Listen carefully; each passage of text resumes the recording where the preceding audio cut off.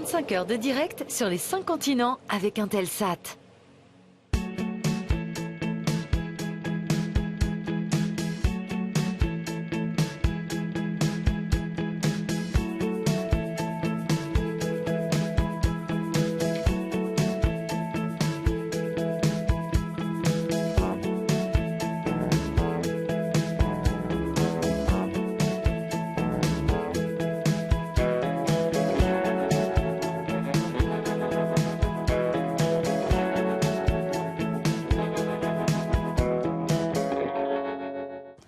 Bonjour à tous et bienvenue sur la terrasse de TV5 Monde ici depuis Paris avec la Tour Eiffel derrière nous. Ça y est, c'est le coup d'envoi de cette émission événement. Nous allons faire un tour du monde de la francophonie pendant 1 heure avec vous Guillaume. Bonjour. Bonjour Sylvia Garcia. Effectivement, tour du monde de la francophonie, il fait un temps super. Vous pouvez nous suivre sur toutes les chaînes de TV5 Monde. Vous pouvez nous suivre aussi sur les réseaux sociaux. Nous sommes une sorte de tour de Babel. Des artistes sont un peu partout dans le siège de TV5 Monde à Paris. Sylvia aurait pu me passer par la fenêtre pour qu'on puisse répercuter partout le début de cette émission. Mais c'est vrai que c'est un bonheur d'aller à Auckland, d'aller à Papeete, d'aller en Chine, de découvrir les artistes français et tous ceux qui vivent la francophonie ou qui sont francophones. Nous rentrons dans ce studio. Rassurez-vous, pas d'assassinat en direct. On va commencer cette émission. À la fin, vous pouvez me pousser, vous avez le droit. On verra à la fin de cette émission. On démarre ici depuis donc ce plateau où nous accueillons nos premiers invités. Voilà, bonjour je vous à laisse tous. les présenter. Soyez les bienvenus. Vous êtes ici bien installés. Daniel Thompson, merci d'être avec nous ici à Paris pour ce lancement qui nous tient à cœur. Vous êtes scénariste notamment et entre autres de La Grande Vadrouille, réalisatrice aussi de Cézanne et moi, sortie l'an dernier. Dany Laferrière, écrivain haïtien basé à Montréal, au Québec. Vous avez reçu le prix Médicis 2009 pour L'énigme du retour chez Grasset. Depuis 2 ans, vous siégez à la prestigieuse Académie francophonie. Alors j'ai commencé par vous évidemment, puisque sans vous, on ne serait pas réunis ici. Qu'est-ce qu'on va voir sur TV5 Monde pendant ces prochaines 25 heures? On va voir pendant 1 heure sur chaque fuseau horaire ce que sont les francophones tout autour de la planète, aussi bien dans des territoires qui sont francophones. On sera après Paris dans 1 heure à Abidjan, par exemple, avec nos amis de la RTI, mais aussi à Auckland en Nouvelle-Zélande, à Sydney en Australie, à Séoul en Corée du Sud. Donc dans des endroits où la francophonie est présente, même si le pays lui-même n'est pas francophone, car le français a ce privilège et cette chance avec l'anglais d'être la seule langue qui est présente sur les 5 continents. Combien de capitales, combien d'endroits différents? Là, 23 capitales différentes pour 25 heures de programme. direct. Et avec quelle en ambition? fait, pourquoi? Parce que quand on est au milieu du Pacifique et qu'il n'y a pas terre, ben voilà, on va revenir faire un saut en arrière à Paris. C'est bien. Alors, on est ici avec des invités qu'on est ravis d'accueillir. Vous avez en commun ce goût pour le voyage. Vous avez vécu à l'étranger. Paris est un pôle pour vous. Cette francophonie, comment vous la vivez quand vous êtes autour du monde? Peut-être honneur aux dames, Daniel Thompson. Oh, écoutez, c'est un bonheur de constater combien la culture française est quand même quelque chose qui continue à rayonner dans le monde. C'est un bonheur, par exemple, j'ai beaucoup voyagé l'année dernière avec mon film Cézanne et moi, qui est parti un petit peu partout. Et j'étais tout à fait étonnée, alors pas tellement étonnée que la plupart des spectateurs aient vu les tableaux de Cézanne, mais étonnée combien de gens, par exemple, avaient lu Zola ou combien d'étudiants dans le monde avaient étudié, en effet, dans les universités, des textes d'Émile Zola. Je ne pensais pas rencontrer autant de gens qui étaient plongés comme ça dans nos grands auteurs du 19e siècle. C'est quelque chose qui est très satisfaisant. Mais est-ce que c'est une bataille avec Unifrance quand justement le cinéma français quitte la France? Ça va être le cas de Robin Campillo quand il va faire sa campagne pour les Oscars dans quelques jours. Est-ce que c'est une bataille où on se sent un peu minoritaire ou est-ce que la part de la France continue dans le cinéma à augmenter? Alors, c'est une bataille, sincèrement. Le cinéma français est bien sûr considéré comme le 2e cinéma mondial, même si, bien sûr, il y a l'Inde et puis maintenant beaucoup de films asiatiques qui prennent une part du marché. Mais le cinéma français est important. Maintenant, la bataille, elle existe et on la mène avec Unifrance. J'étais à une réunion Unifrance hier. Qui fait un travail formidable, mais c'est très très difficile parce que le cinéma américain est quand même omniprésent, y compris chez nous. Donc la langue anglaise, n'en parlons pas, donc si j'ose dire, sans jeu de mots. Et donc c'est vrai que c'est une bataille, mais c'est une bataille qu'on mène et qui compte et qui existe, et qui compte et qui existe et qui fait que notre cinéma est quand même envoyé dans le monde entier. Et reconnu et applaudi. Bien Et sûr. est-ce qu'en littérature, le combat que vous signalez, Daniel Thompson, est le même?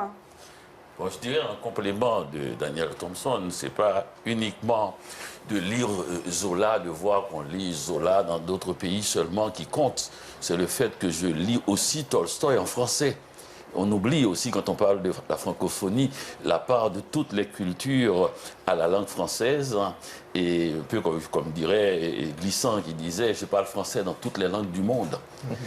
Quand je lis, et même pour le cinéma aussi, le cinéma lui-même, le cinéma français, je pense que Paris est la plus grande ville de cinéma. C'est une ville où l'on peut aller voir des rétrospectives de Antonioni, de Fellini, n'importe quand. C'est-à-dire, on parle pour les cinéastes ou les acteurs, mais pour le cinéphile, il reste qu'on vit très bien en français puisqu'on peut voir tous les films du monde et d'autres capitales ne gardent pas dans leur tiroir autant de films qui sont passés depuis très longtemps.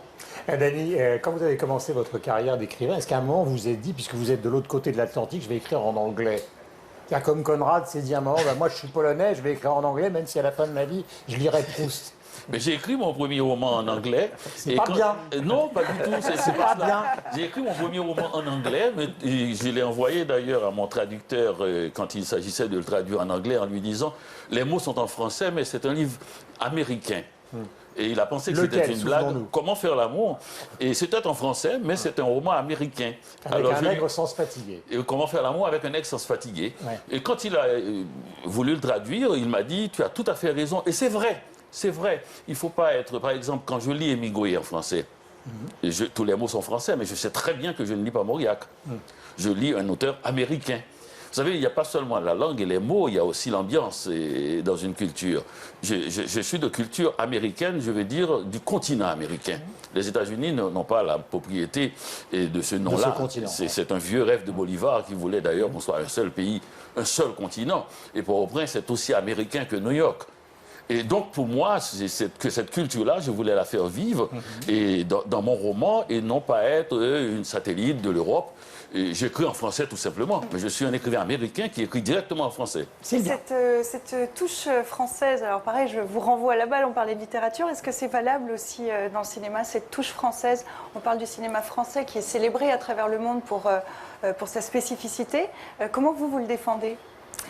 Alors, il y a la fameuse question du doublage pour le cinéma, qui est quelque chose qui est un petit peu compliqué, parce que moi je suis complètement allergique au doublage, et beaucoup de pays le sont aussi, ce qui fait que c'est une chose qui réduit un tout petit peu l'impact effectivement du cinéma français, parce que ça rend bien sûr ce cinéma plus élitiste qu'il ne devrait l'être, puisque c'est une clientèle à travers le monde qui aime la musique du français, qui aime entendre le français et qui donc préfère les sous-titres que ce doublage qui est souvent quelque chose d'assez catastrophique. C'est ce que nous faisons à TV5 Monde, où on diffuse le cinéma français, belge, suisse, canadien, africain, aussi, et toujours dans nos 14 langues de sous-titrage. Il a l'air très sérieux, Yves Bigot, le directeur de TV5 Monde, mais en fait, il a une trouille terrible, car effectivement, il y a des liaisons avec des faisceaux qui peuvent couper à tout moment. Nous sommes là pour 25 heures d'antenne. On va aller un peu partout. Je voudrais simplement signaler que vont nous accompagner Dany, Daniel et beaucoup d'autres gens, Fouad Larouille, Yann Kefelec, Daniel Rondeau, Jean-Charles de Castelbaljac, et beaucoup d'autres gens qui vont nous accompagner. Je voudrais qu'on fasse un petit tour du monde précis de la francophonie. Où parle-t-on français dans le monde? C'est Mathieu Cavada qui s'est appesanti sur ce sujet ô combien important aujourd'hui. La langue française a inspiré bien des déclarations d'amour. Une patrie, disait Albert Camus, un soleil qui brille hors de l'Hexagone pour le Sénégalais Léopold Sédar Senghor, un butin de guerre, selon le poète algérien Kateb Yassine. C'est une conséquence des violences de l'histoire. La langue de Molière est la seule avec l'anglais à être présente sur les 5 continents. Elle est la 5e langue la plus parlée au monde. La francophonie rassemble 274 millions de personnes, quels que soient les accents. Bonsoir à tous. Heureux de vous retrouver. C'est à nous d'imaginer ce qui va passer. C'est un spectacle de 2 heures sans animateur. Moi, il est impératif de faire ce pèlerinage-là. Voilà, excellente soirée à toutes et à tous et à demain. La francophonie, c'est aussi une institution, l'OIF, l'Organisation internationale de la francophonie, qui regroupe 84 pays à travers le monde. Son dernier sommet, c'était en novembre dernier à Madagascar. Le français est la langue de la raison, de la liberté, de l'émancipation, parce que c'est en français que l'universalité des droits de l'homme et du citoyen a été proclamée. Quant à l'avenir, il est au sud de la Méditerranée. Porté par la démographie subsaharienne, le nombre de francophones devrait tripler de 274 à 700 ou 800 millions en 2050, dont 85% d'Africains. D'ores et déjà, la plus grande ville francophone au monde n'est plus Paris, mais Kinshasa. Le français s'est émancipé de la France. Voilà, sujet de Mathieu Cavada. Et de retour sur ce toit terrasse avec une magnifique vue sur Paris, comme vous le voyez, pour ce tour du monde de la francophonie. On a le grand plaisir de vous accueillir, Jean-Charles de Castelbajac, créateur de mode, designer, on ne vous présente plus. Vous êtes aussi le concepteur de l'identité visuelle de toute cette émission. Oui. Alors, première question qu'on a envie de vous poser, la francophonie, puisqu'on est là pour parler de ça, est-ce que ça se dessine? Comment ça se dessine? C'est inspirant déjà, hein. C'est quelque chose d'assez bouleversant parce que le dessin et que le geste deviennent un lien comme ça universel au travers d'une langue merveilleuse qu'est le français. J'étais très ému de m'engager pour cette histoire.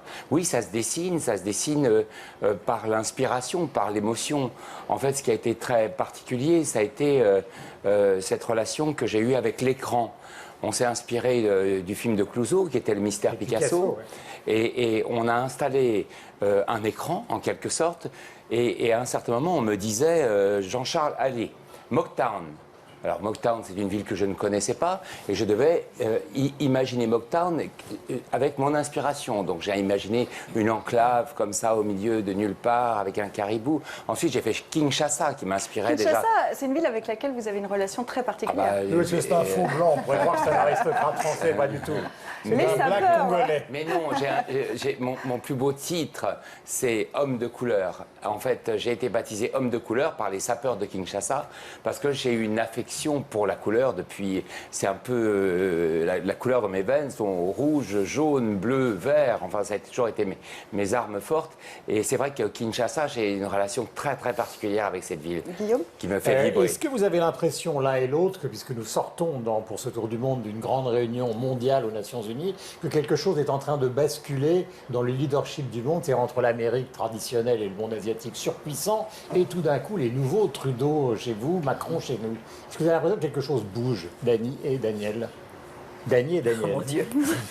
Tout bouge. Jetez-vous, pas par là. Tout bouge tellement. Tout bouge tellement, on a absolument. Non, mais que la francophonie, pour un coup, pourrait ressortir renforcée de ce qui est en train de se passer. D'abord, nous avons un président qui parle un français magnifique.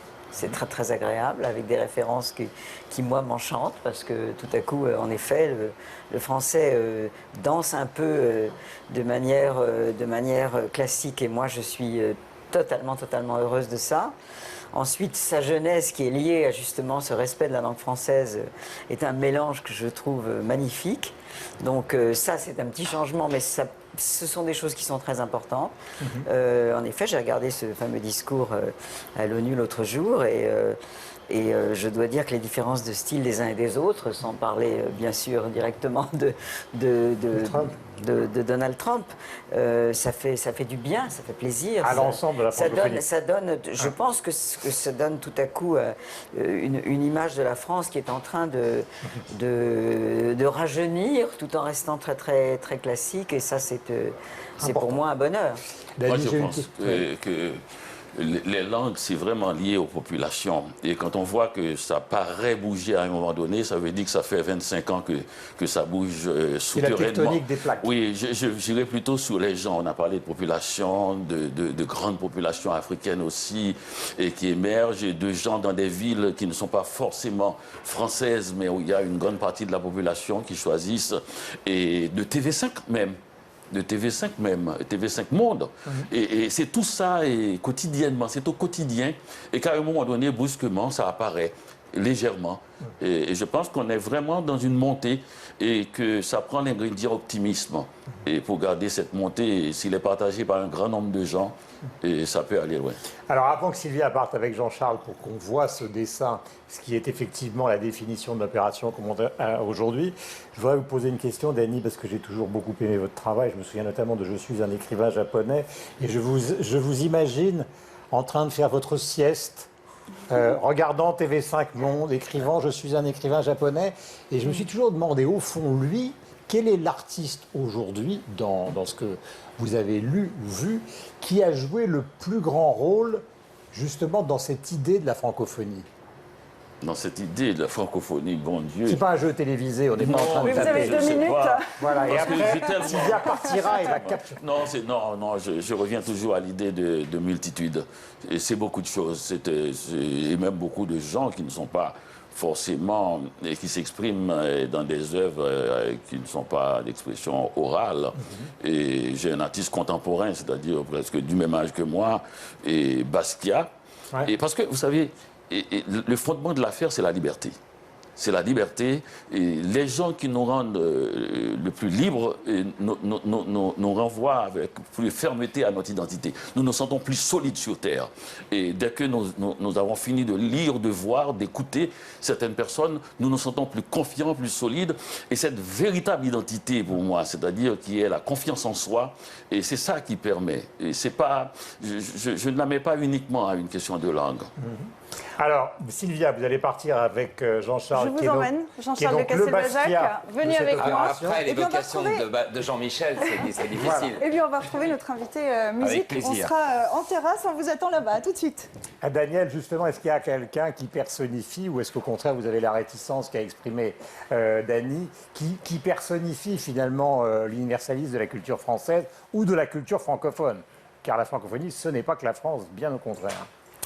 Oh, c'est une question très, très, très difficile parce que je ne pense pas qu'il y a Moi, j'ai une idée, pour moi, mais c'est une idée personnelle. Je ne pense pas qu'il y a quelqu'un... Mais c'est intéressant parce que, par exemple, on parlait de Basquiat tout à l'heure, qui est un artiste haïtien, bien sûr, et qui, bon, lui, a vécu à New York et qui, maintenant, dans la vision du monde de l'époque, puisque malheureusement, il est mort très jeune dans la fin des années 80, mais c'est quelque chose, bizarrement, qui en effet transcende la culture française. Picasso, qui est espagnol, qui aussi peut être considéré pratiquement comme un artiste français. Donc tout ça est en effet très très très mélangé et c'est très très difficile tout à coup de renfermer ça dans une identité, je pense. Oui, absolument. Je pense. Oui. Et c'est l'intérêt de poser des questions idiotes, c'est pour que les réponses soient intelligentes. Non, pas du tout. Mais l'écrivain, pour moi, qui compte le plus, c'est un Argentin. C'est Jorge Luis Borges. Ouais. Aveugle et amateur de langue française, grand connaisseur de la poésie française. Il avait quelque chose chez lui qui pourrait se résumer par il se sent séduisant et beau quand il parle français. C'était ça l'idée pour lui de parler français. Merci. C'est intéressant aussi quand le français est un choix. C'est intéressant quand c'est un choix. On parlait aussi, vous parliez de... Mais Georges Saint-Prune, par exemple, j'y pense maintenant parce que c'est un grand... Voilà, a choisi le français. Nous n'avons pas tous le choix. Vous l'avez. Nous n'avons pas tous le choix du bilinguisme ou du trilinguisme. Et donc c'est intéressant, ces auteurs qui choisissent ce mode d'expression. Alors, 25 heures de direct. Nous allons partir... aux quatre coins de la planète avec les invités qui sont ici. On va faire de la musique, ou plutôt Vincent Delerme va faire de la musique, car je ne m'y risquerai pas. Dany, merci d'être passé nous voir. Ça nous fait extrêmement plaisir. Bon retour, je ne sais pas où vous allez retourner. Haïti, Montréal, Académie française. On verra. J'habite à B17, c'est mon siège d'avion. Voilà, B17. Daniel est avec nous dans un instant car nous allons parler des implications économiques. Mais Sylvia est au soleil avec Jean-Charles de Castelbajac. Sylvia. Alors, je suis avec Vincent Delerme. En l'occurrence, on va retrouver Jean-Charles de Castelbajac dans un instant. Vincent Delerme, bonjour, merci d'être avec nous. Avec plaisir, Vous bonjour. êtes, et avec vos musiciens, évidemment. Soyez... Caroline Boita et Elsa Benamdela. Et soyez les bienvenus. Vous êtes auteur, compositeur, interprète. Vous incarnez une une forme de chanson française, c'est un terme souvent un petit peu fourre-tout. Comment vous l'appropriez, vous, dans votre musique? Oh, c'est assez simple, en fait. Je me suis construit vraiment avec cette tradition effectivement, de la chanson française qui est quand même particulière parce qu'elle est très... il y a quelque chose de très sentimental, très sensible et avec des mots souvent précis pour le décrire. Et c'est un outil qui est super, effectivement, pour écrire des chansons. Donc, par exemple, moi, ça m'est jamais venu à l'esprit d'écrire en anglais quand j'ai commencé. Et j'ai toujours aimé ça. Donc, après, il faut arriver à faire évoluer ce format-là. Mais le matériau de départ est super. On est d'autant plus ravis de vous accueillir. C'est à vous maintenant. Vous sortez votre nouvel album dans 2 semaines. Ça s'appelle À présent. Voici tout de suite un nouveau morceau. Je ne veux pas mourir ce soir. C'est à vous. Merci.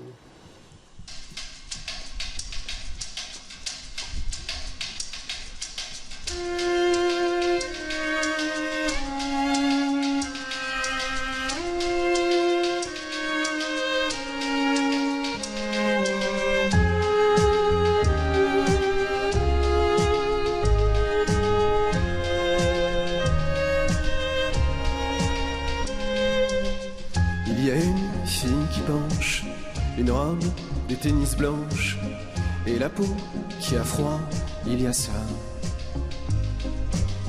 Il y a un sentiment sur un terrain, vaguement. Avant toi, je venais là, elle dit ça. Je ne veux pas mourir ce soir. Je ne veux pas mourir. Il y a une fille qui penche, les 2 mains dans les manches. Il y a un soir d'été démodé. Il y a une ville autour, il y a la fin du jour. Il y a un cœur qui bat, il y a ça. Je ne veux pas mourir ce soir. Je ne veux pas mourir.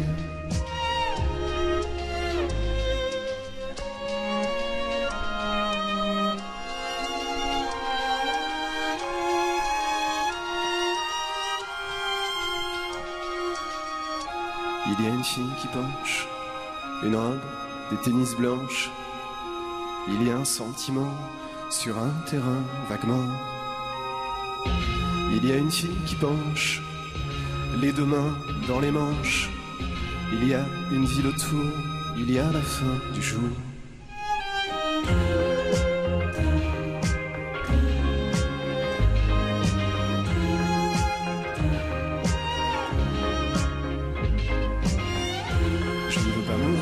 Ce soir, je ne veux pas mourir.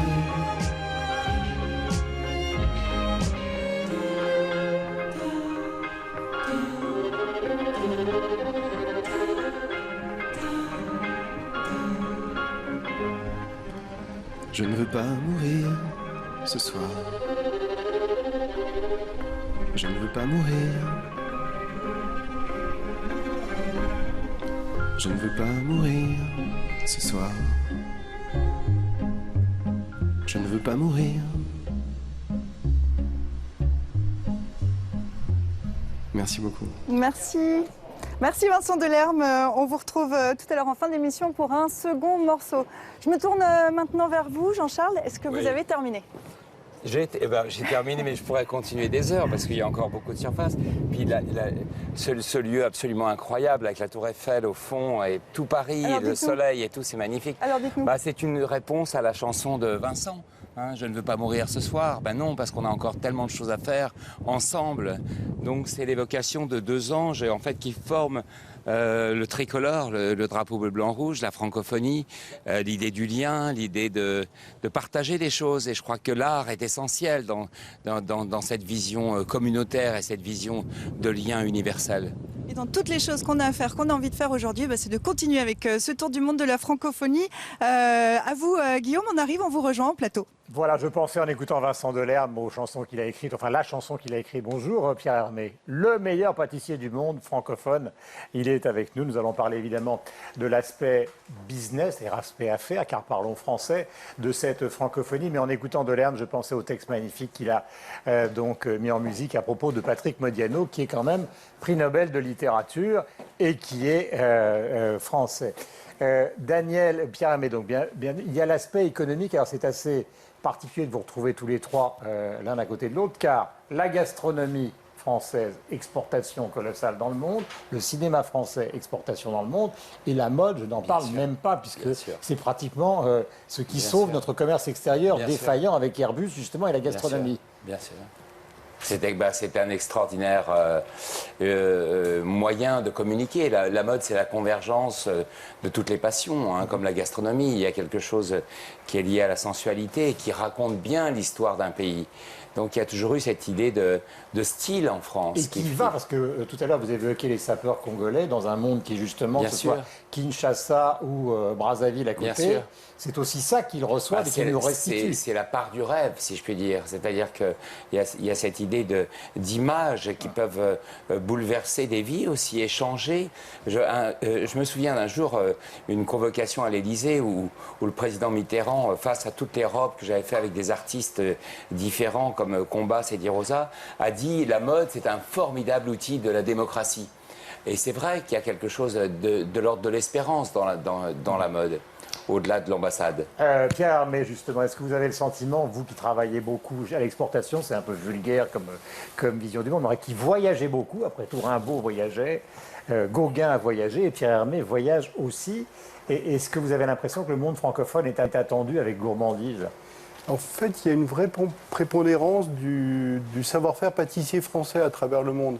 Alors, il existe d'autres types de pâtisseries, beaucoup moins que des types de cuisine. Et la tradition du dessert est quelque chose du dessert en fin de repas est quelque chose de surtout français, pas uniquement français, mais surtout français. Et on arrive à faire passer cette idée dans beaucoup de pays. Est-ce qu'il y a une explication à ça, Pierre ? Il y a à la fois du savoir-faire, il y a de la créativité, il y a des gens qui font la promotion de ce savoir-faire cuisinier ou pâtissier français. Donc, et c'est culturel, c'est lié à la culture de notre pays. Donc, vous voyagez beaucoup, vous, par exemple ? Je voyage pas mal, à la fois dans les pays dans lesquels la Maison Pierre-Hermé est présente, mais aussi dans d'autres pays, parce que j'aime bien m'enrichir des cultures, des ingrédients qu'on trouve dans des cultures... Ça veut dire que quand vous êtes en Chine, vous faites des macarons au litchi, par exemple ? Alors, ça continue à fonctionner ? Alors, le macaron au litchi, c'est un peu à part, parce que le produit phare de la maison est vraiment le gâteau Ispahan, avec rose, litchi et framboise. Donc ça, on le trouve partout. Mais en fait, oui, j'aime bien utiliser des ingrédients d'origine diverses, et de les implanter ou de les utiliser avec mon savoir-faire bien français. Le cinéma, Daniel, pardonnez-moi de zapper entre les différents mondes, mais c'est important, tout ça, ça correspond à la francophonie. Pendant toute une période, la nouvelle vague française a été représentée comme étant finalement ce que la France pouvait offrir au cinéma mondial. Vous avez quand même une histoire de famille avec la Grande Vadrouille, avec ses films extraordinairement populaires. Est-ce qu'ils sont attendus en Chine, en Asie La Grande Vadrouille est le film français qui a été le plus vu en Chine. C'est un détail intéressant. On parlait d'économie tout à l'heure parce que le marché chinois, c'est quand même très, très, très particulier. À l'époque, l'offre était de 15 000 $ et le producteur Robert Dorfman a pris les 15 000 $ parce que c'était ça ou rien. Et quand je suis allé présenter d'autres films en Chine, on ne me parlait que de la Grande Vadrouille. Et je me suis rendu compte que vraiment, c'est le cas de le dire, vraiment des centaines de millions de Chinois avaient vu la Grande Vadrouille. On a une idée ou pas ? On a une idée d'un chiffre précis ou pas ? Je pense que c'est impossible d'avoir une idée, bien sûr. Enfin, il passe à la télévision. Il passe partout, il passe à la télévision, il passe partout, il passe dans le monde entier. C'est un film qui est une sorte de miracle, en effet, de film français qui touche le monde entier parce que c'est formidablement drôle, parce que c'est formidablement beau. Et je pense d'ailleurs que ce qui lie, par exemple, les trois représentants de la culture française qui sont ici, c'est que finalement la France est très très liée au plaisir et à la gourmandise, que ce soit le cinéma, la mode, ou bien entendu l'extraordinaire tradition de tout ce qui touche à la nourriture française et à cette tradition de gastronomie française. C'est très intéressant de pouvoir lier l'économie et la culture à une notion de plaisir. Et je pense que la France est le premier pays qui a cette sorte de rayonnement d'industries diverses qui sont toutes liées au plaisir. Alors, bien entendu, on excelle dans beaucoup d'autres domaines. Il y a la technologie, il y a bien entendu des choses beaucoup plus, si j'ose dire, même beaucoup plus importantes.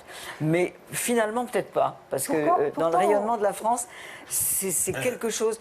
Le plaisir de venir en France pour les étrangers, de voir la France qui est si belle et qui est encore aussi une notion de plaisir et de gourmandise. Et ça, je trouve ça magnifique et je pense que c'est vraiment quelque chose qu'il faut continuer à soutenir le plus possible pour nous tous. Alors, on va continuer à bavarder, mais je vous propose qu'on écoute maintenant Marc Lévy. Marc Lévy qui aurait aimé être ici avec nous, qui n'a pas pu être là. Marc Lévy qui lui aussi... vit à New York. Qui vit à New York. Écoutez, vous connaissez bien. Donc, il nous adresse un petit message. Il est installé donc aux États-Unis où la concurrence avec l'anglais évidemment très forte. Est-ce une fatalité? Voilà ce qu'il nous en dit. Je dirais l'importance qu'a prise la langue anglaise à travers le monde a favorisé la diffusion de la culture anglo-saxonne et particulièrement de la culture américaine à travers le monde avec une prédominance que personne ne peut contester, que ce soit en matière de cinéma, de télévision, voire même de littérature. Un écrivain américain a 100 000 fois plus de chances d'être lu à travers le monde qu'un écrivain espagnol, italien ou un écrivain français. Évidemment, certains écrivains peuvent déroger à cette règle, mais c'est une réalité. Le fait que la francophonie se développe et que nous soyons de plus en plus nombreux à parler le français, à le pratiquer et à l'aimer à travers le monde, c'est un vecteur culturel, sociétal, économique et de paix extrêmement important. Je veux croire que cette peur maladive que nous avons de l'autre, de l'étranger, c'est une peur qui est née non pas du fait que nous soyons mauvais, mais qui naît de l'ignorance. Voilà, de retour à Paris sur le plateau de TV5 Monde. On a le plaisir d'accueillir Daniel Rondeau. Vous sortez, bonjour. Vous sortez Mécanique du chaos aux éditions Grasset. Vous êtes d'ailleurs en lice pour le prix Renaudot. Et Yann Kefelec, prix Goncourt en 85 pour Les Noces barbares chez Gallimard. Et puis Pierre Hermé, toujours avec nous. Et avec son gâteau. Et avec son gâteau, que je n'avais pas vu, oui, parce que j'étais dehors. Mais on va s'y intéresser après l'émission. Vous avez entendu ce qu'a dit Marc Lévy, votre réaction avec cette concurrence entre l'anglais, le français qui doit se battre pour exister. Daniel Rondeau? Je crois que le français est une patrie naturelle pour beaucoup de gens, que la langue française c'est une sorte de jardin. C'est pas uniquement une autre façon de parler ou d'écrire. Je crois que c'est une autre façon de penser et d'agir. Et je ne parle pas, nous sommes tous les deux écrivains, vous êtes le meilleur pâtissier du monde, je ne parle pas uniquement pour les écrivains, mais je parle pour tous ceux qui parlent français, qu'ils soient diplomates, qu'ils soient pâtissiers, qu'ils soient journalistes, écrivains. Dans la langue française, il y a aussi une certaine façon de vivre, il y a un art de vivre. C'est pour ça que ça charrie une histoire, un passé. Dans ce passé, il y a à la fois des grandes figures de notre histoire, mais il y a aussi Saint-Vincent de Paul, il y a aussi Yves Saint-Laurent, tous ces gens... Des Alger. Des Alger, mais, oui, bien sûr. Mais le français, Guillaume Durand, le français était la langue, il reste encore, Dieu merci, la langue d'une grande partie de la Méditerranée. La Méditerranée, on a parlé de la lingua franca au XVIe, au XVIIe siècle, où il y avait beaucoup de Français, mais par exemple tout le Levant a parlé français, le Maghreb parle français, et beaucoup de gens libanais, marocains, tunisiens, égyptiens parlent et chérissent le français parfois plus que nous. Moi, je suis très frappé de les entendre parler. Il faut rappeler que Daniel a été ambassadeur longtemps, et que donc ce rôle opérationnel n'est pas simplement le rôle de l'écrivain, mais le rôle de quelqu'un qui se confronte, c'était à Malte, en plein milieu de la Méditerranée, à toutes les cultures et à la fois leur alliance, leur saveur et leur combat. Je vais rebondir sur ce que vous disiez pour vous interroger là-dessus. Yann Kefelec, est-ce qu'on peut dire effectivement que la langue et la langue française en particulier induit la pensée, avec quelles conséquences en français? Alors déjà, je voudrais dire que je pense absolument pas qu'il y ait un combat de la langue française contre la langue anglaise, que c'est une erreur de les placer sur un ring comme ça et de les mettre aux voix. Je pense qu'il y a un combat du français contre le français lui-même. Ce que disait Daniel est tout à fait passionnant. C'est vrai que souvent, en Afrique ou ailleurs, on parle mieux français qu'on ne le parle chez nous. Et je trouve qu'en France, on n'a que trop tendance à négliger l'expression française dans ce qu'elle a d'infiniment clair, d'infiniment beau et d'unique au monde. C'est un trésor absolument vertigineux, une langue comme la langue française. Et notre premier devoir est d'y puiser, à ne plus savoir d'ailleurs comment nous en sortir tellement. On va y revenir à cette question de la langue française, parce qu'évidemment on peut l'aborder sous différents prismes, on va continuer à le faire. On va s'intéresser maintenant à cette structure qui regroupe les enjeux de la francophonie, c'est l'Organisation mondiale de la francophonie. On retrouve la secrétaire générale de l'OIF en direct de New York. Bonjour Michaëlle Jean, merci d'être avec nous aux Aurores. Le jour se lève devant le siège des Nations Unies où vous participez à la 72e Assemblée générale de l'ONU. TV5 Monde est l'opérateur de l'OIF. Vous êtes associé à cette grande émission qu'on vient de démarrer ici depuis Paris. Qu'est-ce que vous en attendez ?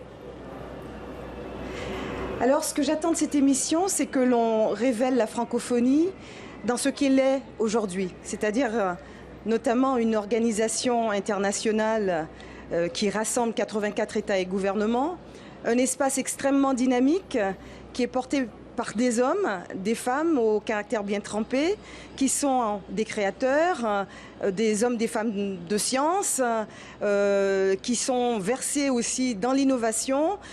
Une organisation internationale qui, aujourd'hui, là où je me trouve, doit également répondre face à toutes ces urgences qui se posent à notre monde et qui s'inscrit dans l'espace multilatéral, donc en faveur aussi d'un multilatéralisme robuste, bien rassemblé, bien coordonné, parce que nous n'avons pas d'autre choix face aux défis auxquels nous sommes confrontés, défis sécuritaires, défis de développement, défis climatiques également, que de nous regrouper, de nous rassembler dans tous nos efforts, avec toute notre force aussi de proposition et d'action. Alors vous participez, on le disait, à la 72e Assemblée générale de l'ONU. Quels sont les thèmes aujourd'hui sur lesquels la francophonie peut intervenir, les thèmes d'actualité chaude ? Alors par exemple, un sujet dont nous avons beaucoup débattu et nous avons même tenu une concertation ministérielle avec les ministres des Affaires étrangères des pays membres de la francophonie, de l'OIF, sur notamment les défis sécuritaires auxquels nous sommes confrontés. Et aujourd'hui, nous sommes là pour convaincre et persuader la communauté internationale que soutenir par exemple cette force multinationale du G5 Sahel, le G5 Sahel qui rassemble des pays comme on l'entend bien du Sahel, comme la Mauritanie, le Niger, le Burkina Faso, le Mali, et qui sont confrontés, comme vous le savez, à ces organisations criminelles terroristes qui cherchent à déstabiliser complètement cet espace, mais non seulement cet espace sahélien, cet espace africain, mais le monde. Donc l'idée, c'est de convaincre la communauté internationale que l'enjeu en est un de sécurité mondiale, parce qu'il faudra que cette force multinationale soit opérationnelle, et pour ça il lui faut des moyens, il lui faut des ressources pour qu'elle puisse en effet mener aux côtés de la force française Barkhane et des forces des Nations Unies de stabilité, cette opération de maintien de la paix qui est déployée dans la région et principalement au Mali, pour lutter contre ce fléau, ces menaces asymétriques et terroristes. Donc l'enjeu en est un pour nous tous. Ça, c'est un élément. Et d'autre part, comme il n'y a pas de développement possible sans sécurité et sans stabilité, l'enjeu en est un aussi, de lutter contre les maux qui causent aussi cette situation de déstabilisation que nous vivons dans le monde. Donc, précarité, chômage, désenchantement, tout cela sont des facteurs sur lesquels viennent s'appuyer ces organisations criminelles et terroristes et sur lesquels nous devons d'agir. Donc la question du développement se pose avec la plus grande acuité aujourd'hui. Donc voilà, c'est une des questions dont nous avons débattu ici et en même temps plus précisément de la situation qui prévaut aussi en République centrafricaine, en République démocratique du Congo. Donc nous sommes là pour porter porter ces plaidoyers, pour aussi travailler aux côtés des autres organisations internationales partenaires pour vraiment je dirais, une action plus concertée, plus coordonnée. Et c'est un travail politique que nous menons et qui est de tous les instants. Alors, une question qui est un peu plus anecdotique, hein, mais quand on arrive au siège de l'ONU à New York, où vous vous trouvez, il y a une chaîne de télévision en permanence, c'est TV5 Monde. Défendre la francophonie, ça passe aussi par un grand média à l'international pour mettre l'accent sur ces thématiques que vous abordiez. Ce dont nous devons être convaincus, et TV5 Monde étant cela une vitrine formidable, c'est que nous pesons de tout notre poids par les valeurs que nous défendons. Ce qui définit la francophonie, c'est un humanisme intégral. Nous défendons vraiment la diversité des perspectives et la langue française est porteuse aussi de toutes ces perspectives. La langue française est porteuse aussi de tous ces traits de civilisation, de toutes ces cultures, de toutes nos expériences, de tous nos savoir-faire et également de cette, je dirais, de cette compréhension également que nous portons du monde dans la grande diversité, je dirais, de tous ces pays rassemblés dans cet espace francophone et dans cette organisation internationale. Merci. Ne sous-estimons pas le fait que rassembler 84 États et gouvernements des 5 continents, c'est aussi une force d'influence énorme. Nous sommes donc un tiers des pays rassemblés aux Nations Unies. Donc la francophonie, c'est aussi un partenaire incontournable, cette organisation internationale qui est la nôtre et dont TV5 Monde est un opérateur, comme vous l'avez dit, une vitrine formidable. C'est aussi une force d'influence qui s'exprime dans cette langue qui est un trait d'union pour nous rassembler face à toutes les urgences. Et on est là pour célébrer ce tour du monde, cette francophonie avec le tour du monde. Vous y êtes associé, Michaël Jean. Merci beaucoup d'avoir été en direct avec nous depuis New York. On va continuer à bavarder avec vous. On est en pleine rentrée littéraire ici maintenant. Il y a ce livre qui est sorti, Les jolies fautes de français de nos grands écrivains. Je ne sais pas si vous l'avez vu, si vous l'avez noté. Jules Verne, Balzac, Apollinaire, Maupassant, tous sont concernés. Ceux qui apprennent le français, alors et aussi ceux qui apprennent le français en regardant TV5 Monde le savent bien. Le français, c'est une langue compliquée. Est-ce qu'il vous arrive, vous-même, écrivain reconnu, de douter? Alors, bien évidemment, le doute, on est à la fois dans l'espérance et dans le doute quand on commence à écrire. Quand on se met à écrire le matin, je parle aussi pour toi, Yann, naturellement, il faut croire en nous, c'est la première chose. Mais en même temps, le doute s'installe. Et pour prolonger un peu ce que dit Michel Jean, quand elle parle du français, c'est une puissance, le français. C'est une puissance que nous mésestimons et je crois que c'est une puissance très singulière parce que dans la langue française s'exprime quelque chose d'un peu unique qui est l'alliance du cœur et de la raison. Je crois que c'est vraiment quelque chose qui appartient à la France. Le général de Gaulle disait une certaine idée de la France. Le français, c'est une certaine idée de la France et c'est aussi une certaine idée du monde. Et c'est pour ça que les peuples, que d'autres, les étrangers, s'emparent encore parfois avec avidité de cette langue, qui vont boire à la source du français, c'est parce qu'en lui donnant une nouvelle jeunesse, d'ailleurs, comme l'a très bien formulé Milan Kundera, mais je crois qu'ils vont chercher quelque chose qui n'est pas ailleurs, c'est cette alliance du cœur et de la raison, et qui est fondamentale, qui existe chez nous depuis le XVIIe. Daniel Rondeau, est-ce que par moment vous avez le sentiment que subsiste l'idée que justement pour une partie des pays africains ou d'autres pays du Maghreb que vous connaissez bien, le français c'était aussi la langue des colonisateurs? Ou est-ce que c'est passé?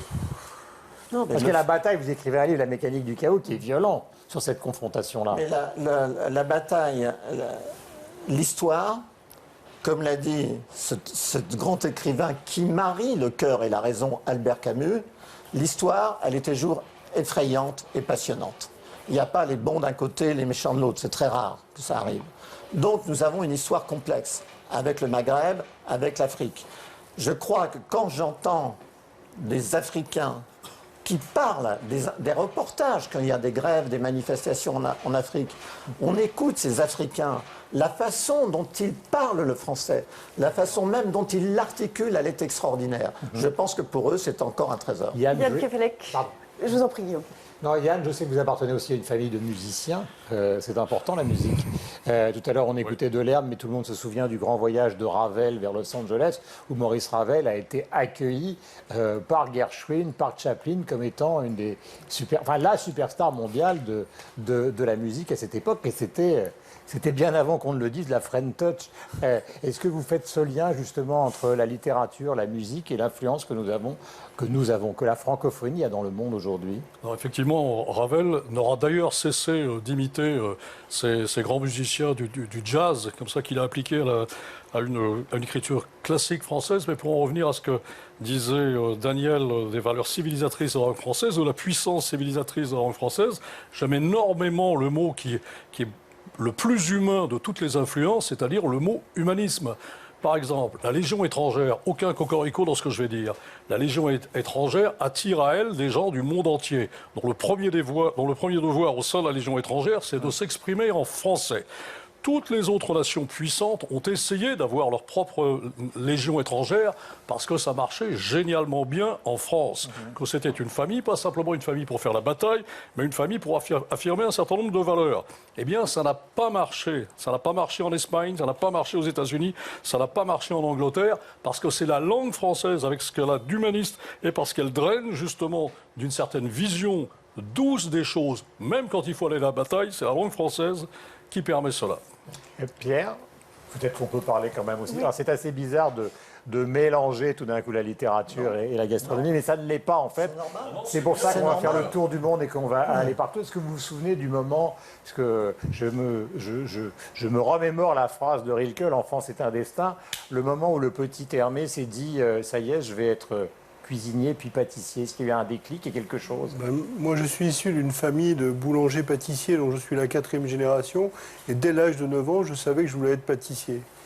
Et après, j'ai eu la chance de pouvoir venir apprendre mon métier à Paris, auprès de Gaston Lenôtre. Et ça a été une vraie chance. Et c'est sur cet apprentissage encore que je bâtis mon travail d'aujourd'hui. Parce que quand on voyage, il y a toujours quelque chose qui est terrible. Pour nous qui sommes habitués à la célèbre baguette, là on sort de la sophistication des gâteaux, c'est quand même souvent la qualité médiocre du pain dans le monde. Et on se dit, mais s'ils pouvaient avoir nos boulangeries, d'ailleurs ils en ont maintenant de plus en plus. Mais le pain aussi le reflète de notre culture et notre agriculture. Donc chaque pays a sa propre culture. Il y a des pays où on n'utilise pas de pain parce qu'on n'en a pas besoin pour le repas. Donc, c'est vrai que la baguette francophone est tout de même. Ah bah oui. Merveilleux sur la terre. La baguette, le pain au levain, enfin des choses comme ça, quoi. Tradit. Est-ce que nous sommes avec Jean-Baptiste Lemoyne en direct? Oui, il est là, je le vois apparaître, Jean-Baptiste Lemoyne aux Nations Unies. Pas très loin de vous, il y a une sculpture d'un Suédois qui s'appelle Carl Fredrik Reuterswärd avec un pistolet qui est noué, qui était le symbole de la fin des conflits. Je rappelle que vous êtes donc au ministère des Affaires étrangères, au Quai d'Orsay, que vous travaillez avec Jean-Yves Le Drian, et que semble-t-il, après les discours qu'on a vécus ces dernières heures, qui ont nourri l'actualité, la décision de la France a été de faire plus en matière de francophonie. C'est vrai ou c'est une rumeur?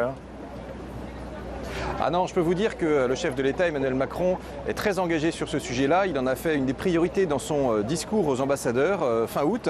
Et ça s'est décliné très concrètement, une première fois, ici à New York, puisque hier matin, Emmanuel Macron a lancé un fonds bilingue pour la langue française. Et il s'agissait de quoi? Tout simplement de mettre 400 000 $ sur la table chaque année pour favoriser des établissements qui enseignent en français et en anglais. Vous le savez, la force aussi de la francophonie, c'est de penser diversité. Il faut parler français, naturellement, on s'y emploie à diffuser la langue française, mais ça n'exclut pas les autres langues. Et nous sommes véritablement pour un multilinguisme qui soit actif. Et en tous les cas, ce qui est sûr, c'est que plus on aura de jeunes qui ici, dans les classes bilingues, sur le sol américain, apprennent aussi cette langue, apprennent à penser dans cette langue, auront un point de vue sur le monde qui sera peut-être plus proche d'une autre, parce qu'une langue, ça façonne une façon d'être au monde, une façon d'appréhender les choses. Et ce que je dis, ce ne sont pas des mots, je l'ai vécu ici à cette Assemblée Générale des Nations Unies, parce que lorsque Emmanuel Macron prend la parole devant les Nations Unies, je peux vous dire qu'un grand nombre de délégations étrangères sont venues nous voir en disant écoutez, on se retrouve dans cet humanisme qui est porté par la France et qui est porté par la France à travers un vecteur aussi qui est sa langue. Merci Jean-Baptiste Lemoyne d'avoir été en direct avec nous donc aux Nations Unies à New York. Justement, dans le discours de Macron, Daniel Rondeau, il y a toujours cette idée d'être le porte-parole des opprimés. Ce discours était rythmé avec une figure rhétorique. C'est un peu ce qu'on retrouve, mais alors ce sont des opprimés qui s'affrontent dans la mécanique du chaos, qui ne sont pas... Enfin, je crois que les personnages de la mécanique du chaos... Qui racontent donc le terrorisme. Oui, qui racontent le terrorisme, mais aussi nos propres vies. Moi, j'ai voulu raconter la France en 2017, c'est-à-dire beaucoup de gens errent dans leur propre vie, ils sont un peu perdus dans leur propre vie.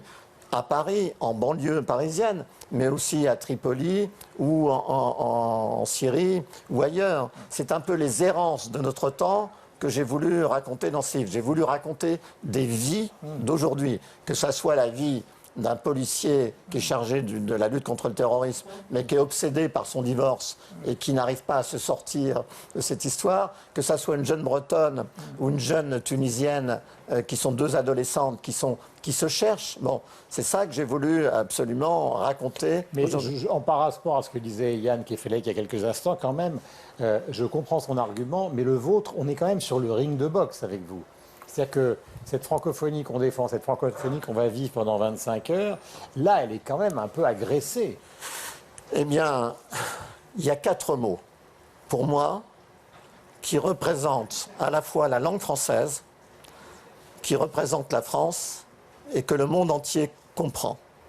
Ces 4 mots, c'est « s'il te plaît »,« je t'aime »,« pardon » et « merci ». J'espère que dans ce livre, j'ai réussi à faire vivre ces 4 mots aussi, en même temps que j'ai réussi à faire couler, si je l'espère, c'était mon ambition, à la fois l'eau de la vie, l'eau de l'histoire, et qui doivent irriguer, c'était mon ambition d'écrivain. Tu veux dire qu'il y a eu un déclin de ces politesses élémentaires auxquelles le français nous a habitués? Non, il n'y a pas un déclin des politesses. Nous sommes sans doute dans un changement de société qui est plus grave qu'un déclin de la nation, qui est plus grave qu'un déclin de la France, qui est autre chose. Nous subissons une accélération forcenée de l'histoire depuis 50 ans. Le monde, les hommes ont plus changé en 50 ans qu'en 5000 ans, peut-être. Jean-Baptiste Lemoyne, depuis New York, parlait de multilinguisme. C'est une question intéressante aussi. Est-ce que vous êtes les uns et les autres polyglottes? Peut-être japonais? Non, français, anglais, allemand. Yann Kefelec, vous parlez breton? Je parle breton couramment. Non, pas du tout. Je ne parle pas breton, mais je déplore de ne pas parler breton. Et j'en veux à l'État français, à l'État jacobin français, d'avoir privé les Bretons de leur langue maternelle. D'une certaine manière, de transporter la pensée, d'affirmer leur humanisme et d'être ce qu'ils ont toujours été depuis des siècles et des siècles. On voit le français se porter à la défense, au secours des langues vernaculaires en difficulté de par le monde. En revanche, la langue bretonne reste toujours infiniment suspecte en France, comme si la Bretagne incarnait une menace pour la République. La France est l'un des rares pays de la francophonie, si ce n'est le seul, à ne parler que le français officiellement. Partout ailleurs, le français se confronte à d'autres langues. C'est important, cette confrontation. Est-ce que ça enrichit le français, Pierre Hermé? Je n'ai pas d'avis là-dessus, mais en tout cas, les autres langues, oui, certainement enrichissent le français. C'est-à-dire, mais aimer le français, ça ne veut pas dire détester l'anglais, l'allemand ou l'espagnol. Non, les plus grands aimer le français, pour beaucoup de gens de par le monde, ça veut dire qu'ils ont aimé à la fois Charles Baudelaire, Marcel Proust, Honoré de Balzac, Camus. Ça ne veut pas dire qu'ils n'ont pas aimé Cervantes ou Shakespeare. Donc je crois que ce n'est pas un combat, que naturellement c'est un trésor. Comme tous les trésors, il faut y faire attention. Un trésor, il peut disparaître. Il peut nous... Mais est-ce que les langues s'enrichissent les unes les autres? C'est cette question-là en fait que je posais. Bien évidemment. C'est bien ça. C'est du Paul Valéry direct, ça. Il dépend de toi que je sois tombe ou trésor. Chacun est porteur du trésor ou de la tombe de la langue qu'il est en train de parler. Et franchement, j'en veux à la société française, quelquefois, de faire d'être les naufrageurs de la langue française. Quand j'entendais Vincent Delerme chanter tout à l'heure en français, cette merveilleuse langue française, immédiatement on se sent dans ses valeurs humanistes, dans ses valeurs de tendresse et de sentimentalité française et de partage avec l'autre. Qu'est-ce que les chanteurs français viennent chanter dans un anglais américain qui n'est compris ni par les Français ni par les Américains? Au nom de quelle génuflexion de la part d'une civilisation qui est escalée mais à laquelle nous n'avons rien à envier? Au début de notre entretien, on parlait de ceux qui voyagent, des Français célèbres, Rimbaud. Il y a un film actuellement qui concerne Gauguin qui est parti à l'autre bout du monde. Est-ce que vous avez l'impression, en voyageant tous les trois, que justement la jeune génération, ce sont des Français voyageurs qui vont justement se frotter à ce monde qui est le monde dans lequel nous vivons, Pierre? Je pense qu'on voyage aujourd'hui de différentes façons, par l'avion, machin, mais aussi par le numérique, par le digital, pardon. On fait des voyages aussi de cette manière-là. Ouais, c'est tout à fait différent. Mais le principe du voyage et la précocité des voyages aujourd'hui, les communautés françaises à travers le monde, elles existent et elles sont extraordinairement vivaces. Bien sûr, la planète est extraordinairement rétrécie. Le monde est devenu... Le lointain est à notre porte. Tous les jeunes gens, presque tous les jeunes gens, voyagent ou ils ont envie de partir, de voyager. Donc ils voyagent avec leur art de vivre, avec leur goût, ce qu'ils aiment manger, avec ce qu'ils aiment lire. Ce sont tous, tous ces jeunes gens, ce sont nos petits ambassadeurs du français. Il y a une façon d'être français. Bon, je crois que c'est fondamental pour nous, que nous sommes à l'aise, nous sommes chez nous, dans le monde entier. Merci à tous les trois. Vous êtes sur TV5 Monde, toujours 25 heures de direct pour cette opération spéciale. On arrive au bout de cette première heure, on en approche. Et ce tour du monde de la francophonie va nous emmener dans quelques instants à Abidjan, en Côte d'Ivoire. Abidjan, où nous attendent Jean-Michel Aunin et Caroline Da Silva. Bonjour à vous deux. Vous allez prendre le relais dans quelques minutes. On vous voit, Caroline Da Silva. Qu'est-ce que vous avez prévu pour cette prochaine heure depuis Abidjan ?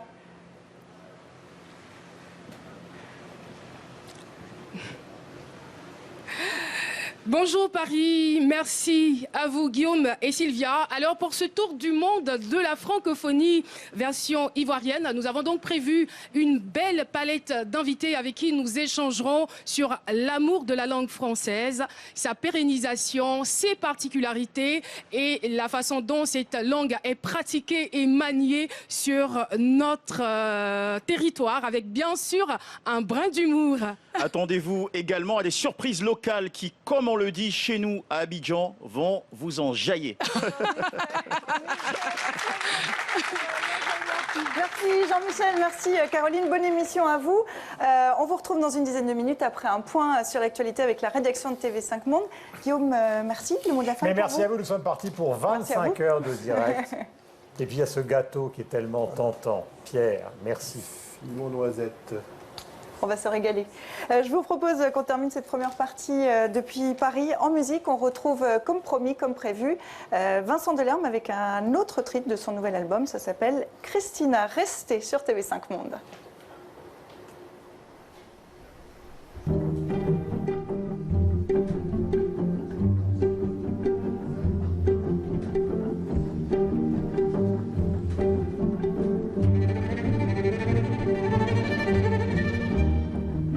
Tu regardais Christina, ses jeans, ses cheveux, sa manière d'être un peu plus une fille que toi. Dans les couloirs de RER, tu empruntais à Christina du rouge à lèvres et des affaires. Un peu son rire, un peu sa voix. Et comme elle parlait à sa mère,